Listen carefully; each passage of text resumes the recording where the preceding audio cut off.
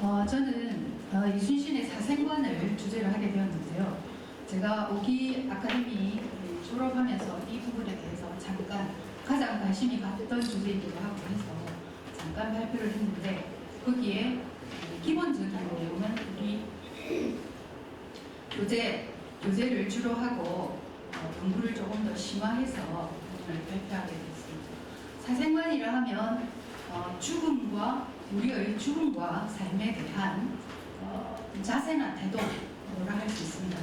우리 모두의 신념체계라 할 수도 있고요.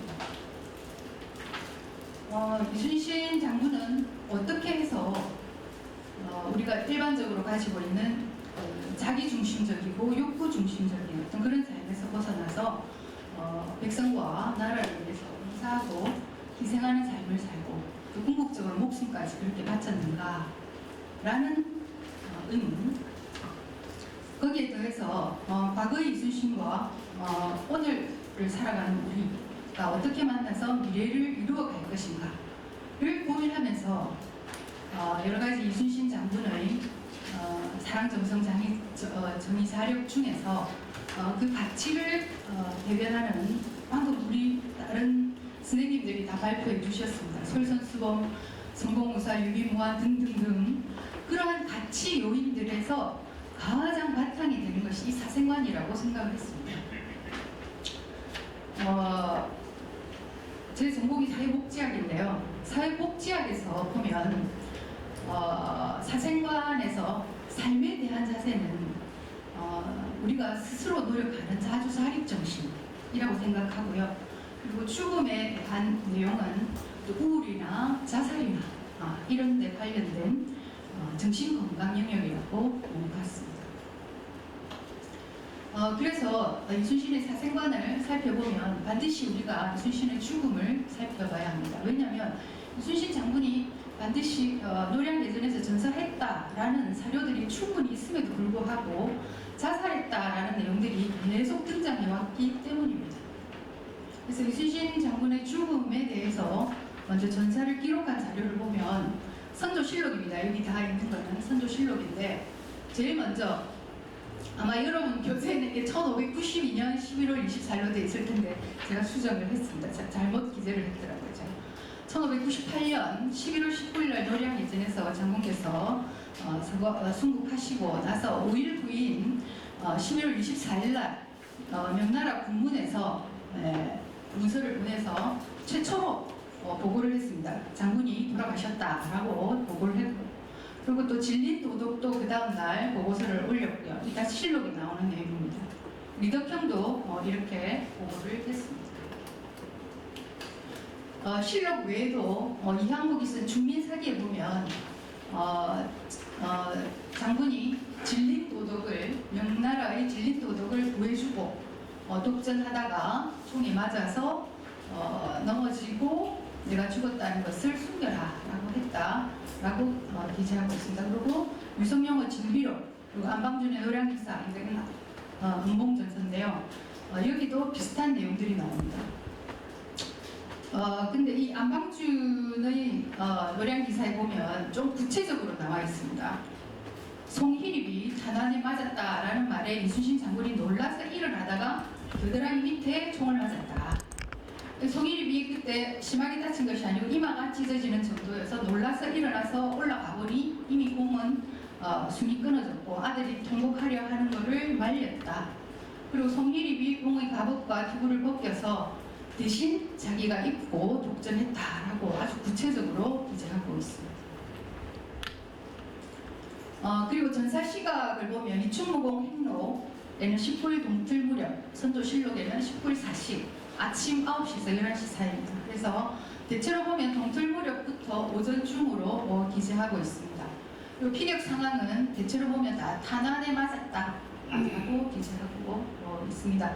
이때 그 노량해전이 밤새 일어나면서 목숨을 걸고 탈출하려는 일본군과 그를 막으려는 우리 군 사이에 엄청난 전투가 벌어지면서 이제 날이 밝아오면서 왜군이 이순신 장군이 탄 배를 알아보고 집중적으로 포화 사격을 퍼부어서 탄환에 맞은 것으로 유추할 수 있습니다. 많은 학자들이 그렇게 유추를 하고 있더라고요. 그리고 사후 처리, 전사 후에 사후 처리를 누가 했느냐를 보면 이충무공 행록에는 맏아들과 조카가 했다. 선조실록에는 사관과 도원수 권율은 송문욱이 했다. 형조정랑 윤영은 송일입이 했다. 은봉전서에도 송일입이 했다. 징비록에는 조카가 했다 라고 되어 있는데 이 중에서 이충무공 행록을 쓴 이분은 장군의 조카입니다. 조카인데 그때 당시에 진중에서 군중 문서를 담당하고 있었기 때문에 이충무공 행록이 가장 신빙성이 있다라고 우리 교재의 재판관님께서 적고 계십니다. 그런데 이순신 장군이 전사했다라는 그런 여러 가지 우리가 살펴본 사료에도 불구하고 이순신 자살설이 대두되었습니다. 이순신 자살설은 뭐냐면 전사한 것처럼 보이게 하면서 내가 자살을 했다라는 것. 그래서 스스로 몸을 던져서 적탄에 몸을 내던졌다. 혹은 투구와 갑옷을 벗고 앞에서 진두지휘해서 스스로 총에 맞았다라고 하는 것이 자살설입니다. 그래서 이 자살설을 주장하는 사람들은 세 가지 이유를 듭니다. 첫 번째는 뭐냐면 그 어려운 상황 속에서 이순신이 온갖 난관을 딛고 여태껏 연전연승해서 잘 해왔는데 왜 하필 마지막 전투에서 죽었느냐, 그 이유를 도저히 찾을 수 없다라는 이유 첫 번째입니다. 그리고 또 선조가 너무 이순신을 미워했기 때문에 계속 살아있으면 이순신이 당할 고충, 그리고 거기다가 설상가상 유성룡까지 파직되면서 도저히 자신을 보호해줄 벽이 없어졌기 때문에 자살했다라고 또 주장을 하고요. 또 세 번째로는 그 당시 정대으로 봤을 때 반드시 전쟁이 끝나고 나면 역적으로 몰려서 멸문지화를 당할 가능성이 있다라고 추측을 해서 다 죽느니 차라리 나 혼자 죽겠다라고 결정을 하고 자살했다라고 주장하는 것이 이 자살설의 주체들입니다. 그런데 이 자살설의 근거가 되는 것들을 이제 살펴보면 제일 최초의 자살설의 근거가 된다라고 이제 사람들이 주장하는 자료는 진린의 제문입니다. 제문에 보면 나라를 욕되게 한 사람이라 오직 한 번 죽는 것만 남았도다 이 얘기가 나옵니다. 근데 이게 자세히 보면 해석을 잘 못한 거예요. 이순신 장군은 나라를 지키는 무장인데 일본이 쳐들어오는 걸 내가 막지 못했으니 나는 국민에게 큰 죄를 지었다. 그래서 내가 기회가 되면 언제든지 강토를 찾고 원수를 갚기 위해서 맹세에 맹세를 한 거 알 수 있습니다. 그래서 거꾸로 해석을 한 거죠. 해석을 잘못했다는 얘기예요.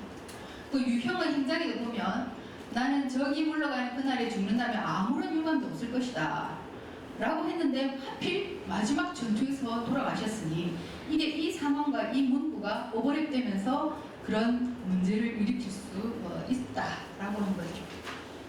근데 이 문장도 보면 이 유형이 이 문장을 적으면서 여기에 초점이 있는 것이 아니고 원균이 시샘하고 조정 대신들이 이순신을 헐뜯으니 이순신이 너무나 괴로웠다라는 내용을 적은 겁니다. 그래서 초점을 어디에다 두고 보느냐에 달렸다는 거죠.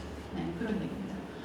오히려 이제 이 자살설의 가장 큰 근원이 된 건 이민서의 김장군전입니다. 김덕령 장군전을 쓰면서 이민서가 전쟁 중에 갑주를 벗고 스스로 탄환에 맞아 죽었다라고 하고 있습니다. 이 갑주를 벗었다는 말은 면주라고 할 수 있는데 사전적인 의미로는 두구를 벗는 얘기입니다. 그래서 두구를 벗었다 해서 두구도 벗고 갑옷도 벗었다라고 하고 있는데, 근데 이제 이 면주라는 말이 인전한 병사가 죽음을 무릅쓰고 싸우는 모습을 형용하는 말이기도 하기 때문에 이것을 꼭 갑옷을 벗었다라고 할 수는 없다라는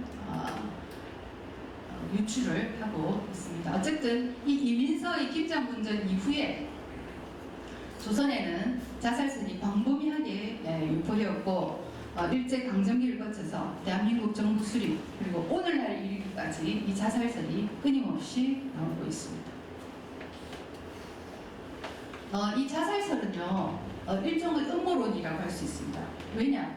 음모론이라는 것 자체가 어떤 그 현상의 원인이 명확하지 않을 때 의도적으로 누군가가 이 사태를 발생시켰다라고 하는 그게 음모론입니다. 그래서 자살하지 않았는데 자살했다고 계속 얘기하는 것 자체가 음모론인 거죠. 이거는 왜냐하면 그 당시에 조정에서 이순신이 전사했다라고 발표를 했음에도 불구하고 백성들은 조선 조정을 믿지 못했습니다. 불신했기 때문에 이런 음모론이 계속 계속된 겁니다. 그럼 이런 음모론에 대응하는 방법은 세 가지입니다. 저도 마찬가지예요. 제가 이순신 공부를 한다라고 하면 이순신 자살한 거 맞아요? 뭐 이렇게 물어보는 분들이 있어요. 근데 그분을 붙잡고 내가 이순신 정신을 다 설명을 하기가 어렵습니다. 그래서 다 설명을 못하니까 그때 이런 방법으로 여러분들도 하시면 될 것 같습니다. 그래서 첫 번째는 정면으로 반박하는 방법입니다. 이민서의 자살설은 그거는 일종이다. 이민서는 젊었을 때 아주 혈기방장할 때 이 글을 썼습니다. 지금 우리나라 젊은이들도 헬조선 뭐 이게 나라냐 막 이런 식으로 젊은이들이 얘기를 하지만 사실 이민서도 나중에 나이가 들고 산전수전 겪고 나서는 자살을 순국으로 정정하였습니다. 그리고 선조가 또 이순신을 엄청 미워했다 했는데 선조도 이순신한테 2번이나 사과를 했습니다. 통제사 재임명 교지에서 엄청 사과를 했죠. 그리고 사후 제문에서도 이순신에게 사과를 했습니다. 그리고 유언이나 절명시가 없고요. 자살했으면 유성룡 기록을 남겼을 것입니다. 그리고 무엇보다 제일 중요한 것은 이 이순신의 사생관을 무시했기 때문에 이순신이 자살했다라고 얘기하는 겁니다. 이순신의 사생관은 태어나면 무조건 죽는다. 죽게 되면 죽는 것이다. 그런 철저한 생각을 가지고 있었죠. 이순신이 만약 자살했다라고 얘기한다면 자기 자신 개인의 영달을 위해서 자기 자신의 명예를 위해서 이제 곧 승리할 수 있는 최고의 승리라는 어떤 그런 나란 일을 저버리는 어떤 그런 걸 선택을 했다라고 표현할 수 있습니다. 그래서 절대 그런 일은 있을 수 없습니다. 그리고 앞에서 우리가 다양한 사료에 의해서 전사설이 나와 있습니다. 그래서 그 사료에 의해서 자살설을 동일하면 되고 아니면 아예 무시합니다. 왜냐하면 이 음모론은 계속 해명해도 끝까지 해명할 수 없습니다. 100% 해명이 안 됩니다. 오히려 확대 재생산될 수 있습니다. 그러니까 그냥 무시하는 방법을 택해도 되겠습니다. 그럼 이순신 사생관은 먼저 유학적 사생관이 정립되어 있었습니다. 이순신은 여러분들 다 잘 아시겠지만 21살에 결혼하고 그 전까지는 문과 공부를 계속했습니다. 형님들하고 계속 이제 유학 공부를 했는데 이제 장인의 영향을 받아서 22살부터 문과 공부를 시작해서 28살에 문과 시험을 봤다가 악마에서 떨어지고 32살에 문과에 합격하게 되죠. 근데 이날 시험관이 이런 질문을 하게 됩니다. 그래서 여기서 장량은 누구냐면 한나라 유방을 도와서 한나라를 건설하는 데 도움을 많이 준 핵심 인물이고 적송자는 도교에서 말하는 신선입니다. 장량이 신선을 따라가서 놀았다 하였는데 장량 과연 죽었을까 죽지 않았을까 라고 질문을 한 거예요. 이 대답을 이 무사로서는 도저히 할 수 없다라는 좀 놀려먹기 위한 질문이었습니다. 이 시험관이.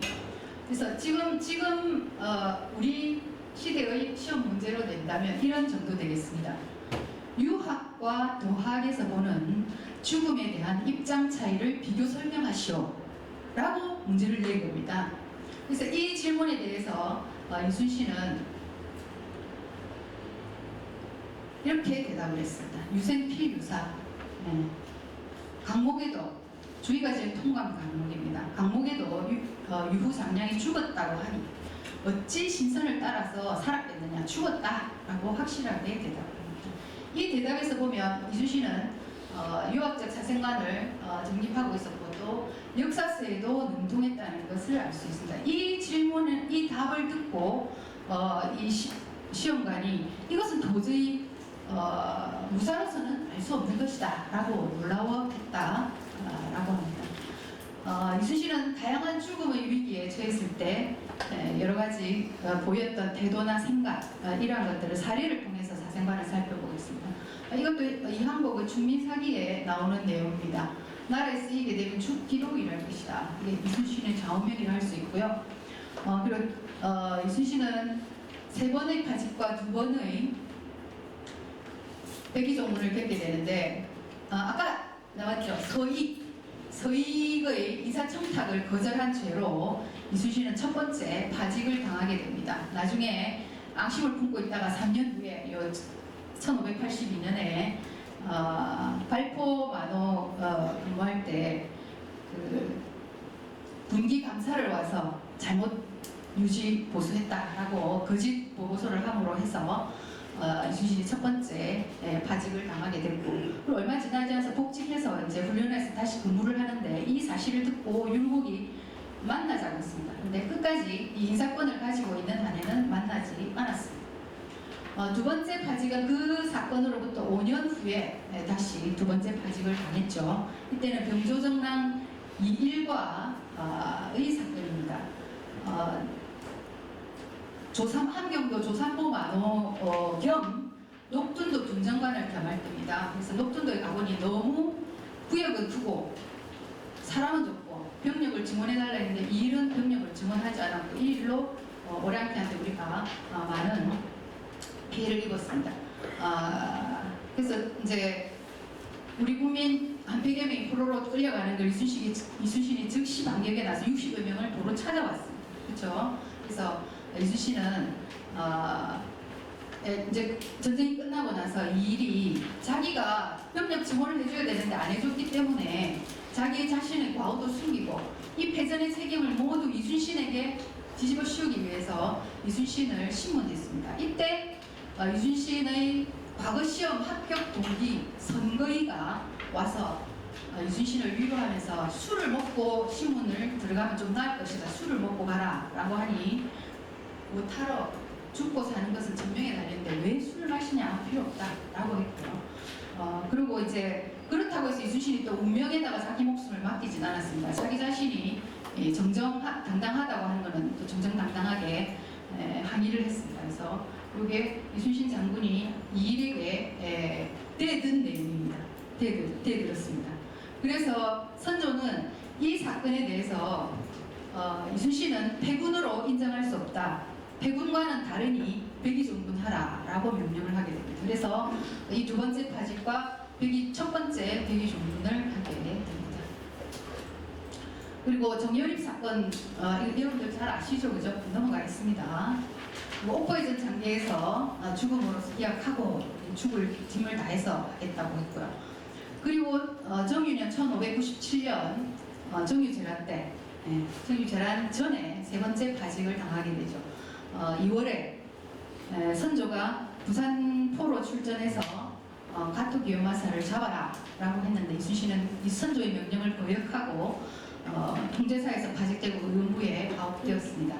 이때 이순신은 그 올바르지 못한 정보에 의해서 만약 조선 수군이 출동해서 부산포로 갔다가는 자칫 전체 전멸할 수도 있기 때문에 차라리 선조의 명령을 어기는 쪽을 택했던 것입니다. 이때도 죽고 사는 것은 천명이라 죽게 되면 죽는 것이다 라고 했고요. 또 뇌물을 쓰자 라고 조카가 얘기했는데 그것도 하지 않습니다. 명량해전에서 여러 번 나왔습니다. 필사즉생, 필생즉사의 연설을 했고요. 노량해전에서도 죽어도 여한이 없겠다라고 했고, 또 이제 부하들과 전투를 할 때 부하들 앞에 서서 계속 전투를 하니 부하들이 걱정이 돼서 이순신 장군을 말리면 4명은 저 하늘에 있는데 어찌 너희들에게만 적을 받게 할 것이냐라고 괜찮다라고 했습니다. 결론입니다. 이민서가 자살을 순국으로 나중에 정정했음에도 불구하고 광범위하게 우리한테는 자살설이 대두되어 왔습니다. 자살설을 얘기하는 사람들은 그 계층도 다양합니다. 일반인뿐만 아니고 학자, 문인, 교수, 대학생 여러 층에서 하고 있는데 이 자살설의 배경은 당쟁과 일제의 식민사관이라고 할 수 있습니다.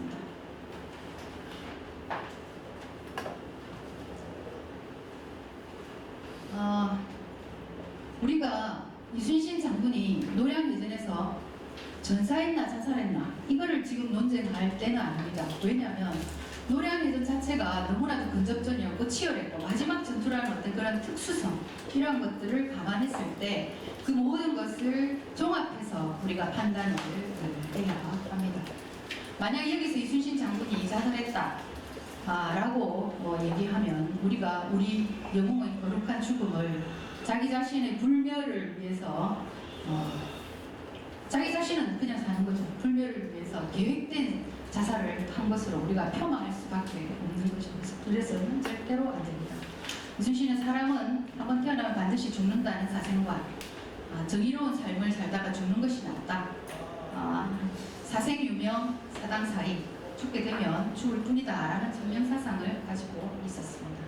여러 번 죽음의 고비에서도 신념을 굽히지 않았습니다. 이순신이 지향한 군자의 10가지 가치 기준인데요. 읽을수록 너무 좋아서 제가 다시 한번 넣었습니다.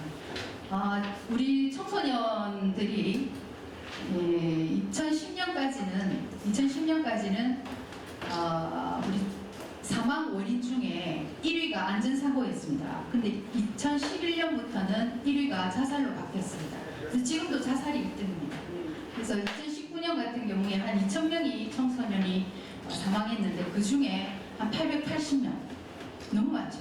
880명, 45%가 자살을 했습니다. 그래서 세계 최고의 자살률, 최저의 출산율, 거기에 아동 청소년 삶의 만족도 OECD 꼴찌, 이게 우리나라의 현실입니다. 그래도 다행이라고 생각되는 것은 올해 우리 초중등 이순신 교육이 있다고 들었습니다. 그때 이 사생관이 조금 포함된다면 청소년들의 자살 예방 교육에 조금은 도움이 되지 않을까라는 그런 바람을 가져봅니다. 제가 이걸 준비하면서 한글 자료를 학회에 제출할 수 있을 정도로 준비를 했습니다. 그래서 혹시 더 자료가 필요하신 분은 저한테 연락을 해주시면 전송해드리겠습니다. 언제든지 전송해드릴 때 필요하신 분은 연락 주시기 바랍니다. 이 시간 경청해 주셔서 감사합니다.